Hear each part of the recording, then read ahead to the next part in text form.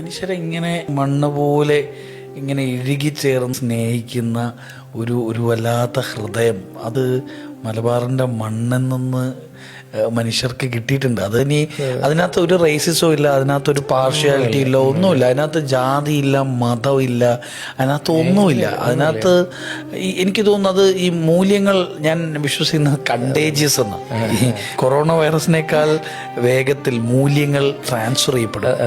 അപ്പോൾ മൂല്യബോധമുള്ള ഒരു മനുഷ്യൻ്റെ കൂടെ കുറച്ച് നാള് നമ്മൾ ഇടപെട്ടാൽ അവൻ്റെ മൂല്യങ്ങൾ കുറേയൊക്കെ നമ്മളിലേക്ക് പകരും. അങ്ങനെ പകർത്തപ്പെട്ട കുറേ മൂല്യങ്ങളുടെ പകർച്ചവ്യാധിയുള്ള മനുഷ്യരാണ് മലബാർ മേഖലയിൽ ജീവിക്കുന്നത്. ഇപ്പം എൻ്റെ നാട് ഞാൻ പറഞ്ഞു, കിഴിക്കര എന്നാണ് ചെറിയൊരു ഗ്രാമമാണ്.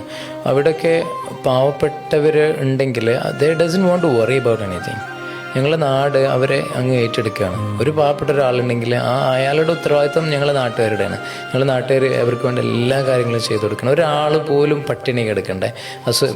ഞങ്ങൾക്കൊക്കെ പൊതുവേ മിഡിൽ ക്ലാസ്സിനേക്കാളും അവിടെ കംഫർട്ടബിളായിട്ട് നല്ല രീതിയിൽ ജീവിക്കുന്ന പാവപ്പെട്ടവരായിരിക്കും. അത്രമാത്രം നല്ല ആളുകൾ, അതായത് സ്വന്തം കുടുംബത്തെ പോലെ ചേർത്ത് നിർത്തുന്ന നല്ല മനുഷ്യരുള്ള ഒരു നാടാണ് ഇപ്പം എൻ്റെയൊക്കെ കിഴിക്കര എന്നൊക്കെ പറയുന്നത്. മലബാറിലുള്ള ഓരോ ഗ്രാമങ്ങളും അങ്ങനെയാണ്. അവിടെ മതമില്ല, ജാതിയില്ല, ഒന്നുമില്ല. മലബാറിൻ്റെ ഹൃദയം എന്ന് പറയുന്നത് അത് കളങ്കമില്ലാത്ത, വർഗീയതയില്ലാത്ത ശുദ്ധമായ ഹൃദയമാണ്.